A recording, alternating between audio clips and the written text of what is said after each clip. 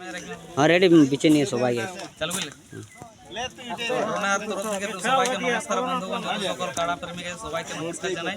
তো আমরা আজকে এসেছি এই যে কেটকা গ্রামে, আজকে এখানে বিশেষ একটা অনেক বড় মেলা আয়োজন হয়েছে কাড়ায়। তো আমরা দেখে অবশ্যই বুঝে গেছি কাড়াটা আমরা কোনটা ইয়া করছি বিশেষ কিছু আপনারা টাইম নষ্ট না করে আমরা একটা পয়েন্টে এসে যাই।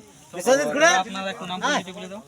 আয় আয় হলে না গ্রাম দেউলি থানা বলরামপুর। তো এই কাড়া আপনার কোন নম্বর সাথে জোড়া হয়েছে?